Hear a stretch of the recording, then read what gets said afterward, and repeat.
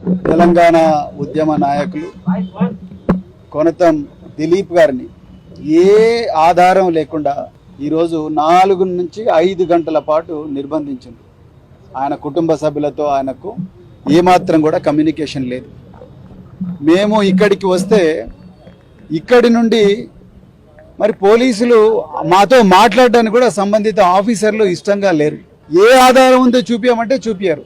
Telugu scribe అనే Twitter హ్యాండిల్కు Konatham దిలీప్కు ఏ మాత్రం కూడా సంబంధం లేదు. అది ఉంటే ఎస్టాబ్లిష్ చేయండి. అదేమైనా ఆధారం ఉంటే చూపించండి అంటే చూపించారు. ఏమనంటే రాష్ట్రంలో మత కల్లాలు జరుగుతున్నాయి. తెలుగు స్క్రైబ్ ఒక న్యూస్ సర్క్యులేట్ చేసింది. ఆ న్యూస్ హ్యాండిల్ ఏదైతే ఉందో ట్విట్టర్ హ్యాండిల్, దానికి కొనతం దిలీప్ కు సంబంధం ఉందంటారు. ఎట్లా సంబంధం ఉంది? ఎక్కడున్నది మీ దగ్గర ఆధారం? మీ దగ్గర ఉన్న ఆధారాలు చూపించండి. మీరు ఏమైనా ట్విట్టర్ కు రాసిండ్రా లెటర్?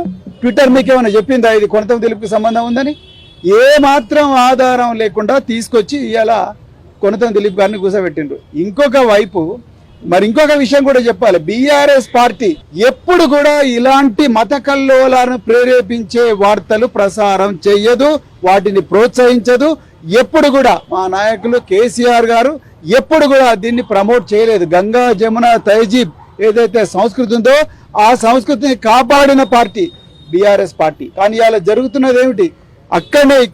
ఇక్కడికి జస్ట్ 1 కిలోమీటర్ దూరంలో బీజేపీ నాయకులు వాళ్ళ కార్యాలయంలో డైరెక్ట్ గా ఏ న్యూస్ అయితే ప్రచారం చేయకూడదో మతాల పేరు పెట్టి, మరి ముఖ్యంగా మతాల పేరు పెట్టి ఓపెన్ గా వాళ్ళ హ్యాండిల్స్ మీద వాళ్ళు మొత్తం కూడా ప్రచారం చేసి ఇలా రాష్ట్ర వ్యాప్తంగా మత కల్లోలాలు తీసుకొచ్చే ప్రచారం చేస్తున్నారు బీజేపీ నాయకులు. వాళ్ళని కనీసం ఒక్కసారి కూడా మీరు పిలుస్తలేరు.